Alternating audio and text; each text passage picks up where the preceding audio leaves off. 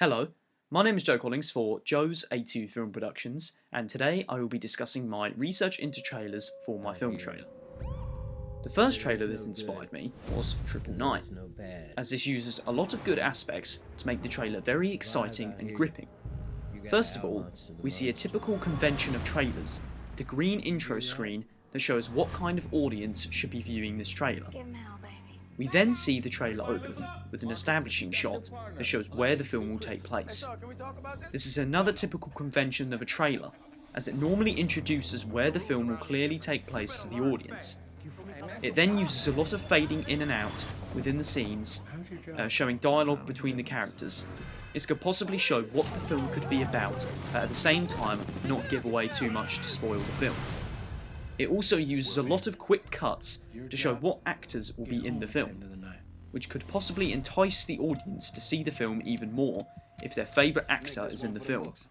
As the trailer progresses, we see the pace of it increase as well, showing more and more about the film overall.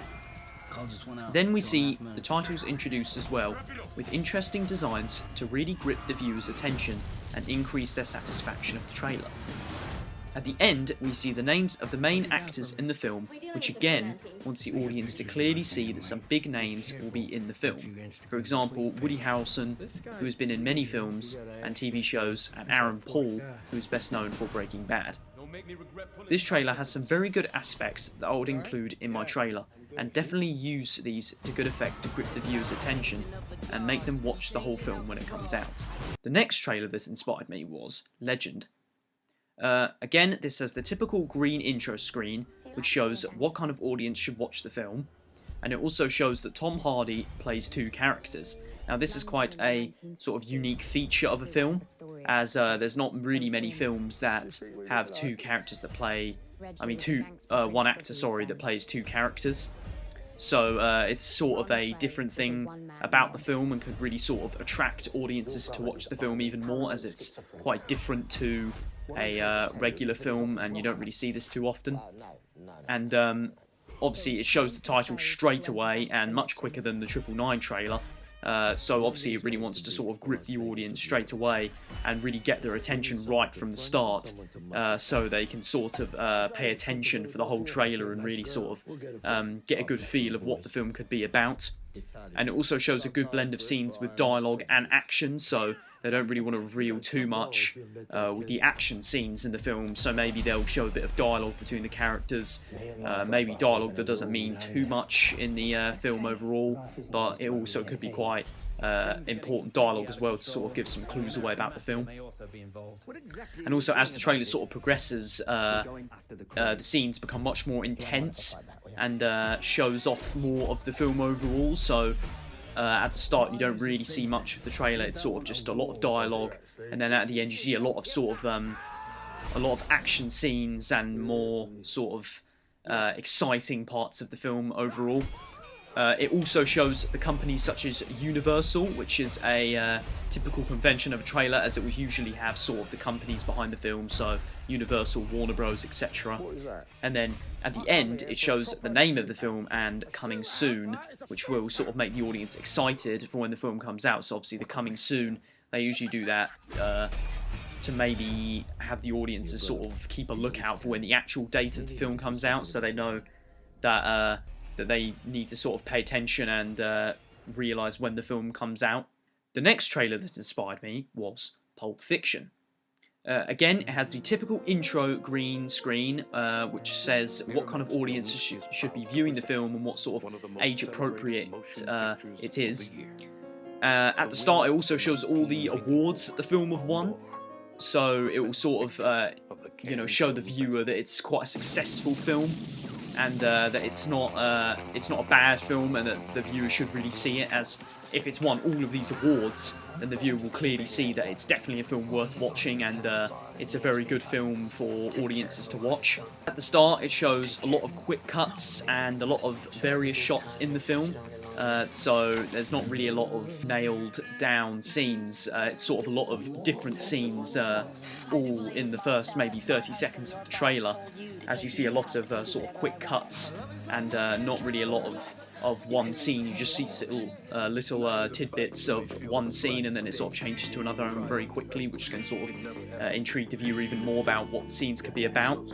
It also then shows that the film was made by Quentin Tarantino, who is obviously a very famous director, and a lot of people really sort of like the films that Tarantino directs. Obviously the ones such as Inglourious Basterds, Django Unchained, The Hateful Eight. These are all sort of very big films, and Tarantino's such a sort of good director that when audiences sort of see his name on a film, they'll immediately think, oh, I'll have to see it because he's one of their favourite directors maybe. And he is probably one of the biggest directors around at the moment, so if it has sort of his name on it, I think a lot of people will really want to see the film as a result. It also continues to sort of show a lot of scenes from the film and give the audiences a little preview to maybe sort of, get them to watch it when the actual film itself comes out, so a lot of these sort of little snippets of different scenes can sort of maybe entice the viewer to what the overall film could be about. And then it also has a voiceover telling all of the characters that are in the film. This is sort of a different aspect, as you don't really see this too often, sort of a voiceover in trailers.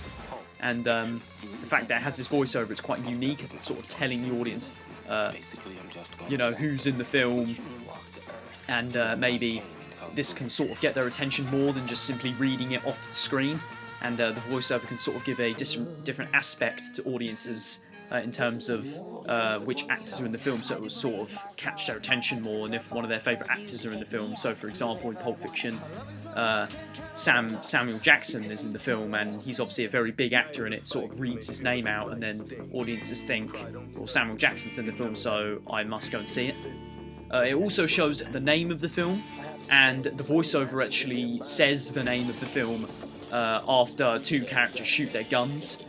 So after the sort of gunshots, the sort of name of the film comes onto the screen. It's very sort of bold, and it really sort of catches audiences' attention, and this will sort of put an imprint into their heads of what the film will be called and when it comes out. And when it comes out, they'll sort of know what the film was, what the trailer was, and that they must see the film. Then at the end of the trailer, it says coming soon to theatres everywhere, which shows the audience that it is a big film, and obviously if it's in theatres everywhere, then audiences must know that this is sort of a very important film that's coming out, and it's one of sort of the biggest films of the year maybe. If it has theatres everywhere, then obviously audiences will know that it is sort of a film that every cinema will want to show and that every sort of person should see. The next trailer that inspired me was the Batman vs Superman Dawn of Justice trailer. Again, it opens with the conventional green age-appropriate screen, and that it's a PG-13, which is obviously a very typical convention of most trailers. It also shows Clark Kent and Bruce Wayne having a conversation, while lots of different shots of the film come up, so you sort of see them talk to each other at the start of the film in quite a sort of relaxed, conversation, but then it sort of turns into a voiceover in the way when you hear a lot of different scenes you see a lot of different scenes of the film come up, and then you still hear those two talking. And then you see the Warner Bros. And DC Comics logos, which obviously shows which company made the film, and maybe if audiences see the name Warner Bros. On the film, then they'll sort of know that this is quite a good film, as Warner Bros. Are sort of involved in a lot of big films, and they're a very big company. So if it sort of has the Warner Bros. Logo on it, then audiences will know that this is a film they must see, and that it's a very sort of important film that's coming out. It also shows who directed the film and what year the film comes out, so if they see maybe their favourite director on there, then it will again sort of entice audiences to watch the film. And then obviously what year the film comes out, so they know when the film actually comes out, and then sort of maybe around that time they'll sort of have to keep a lookout for when the official date of the film comes out. So again, this is quite a conventional thing, as it will sort of just say maybe coming soon or coming in 2016. It won't really give a specific date, so it will sort of entice the audiences keep up with the film and sort of know when it comes out. Then it has a sort of music change, and the music becomes more intense and more action scenes is shown, which sort of fits the music as a whole, as the music definitely speeds up probably around halfway through the trailer, and then it sort of gets a lot more intense, and then after this you see a lot more action scenes come up, which sort of fits the whole trailer as a result, because obviously the music becomes very sort of intense, and when it does this, it sort of gives quite a big effect on the viewer, and then the action scenes come up, which sort of further supports the music in the background. And then you hear a sort of roar, which is heard through a black screen, so audiences may be sort of intrigued what made this roar, and then they'll want to see this sort of what roared. They'll want to see in action in the film, so this may entice them again.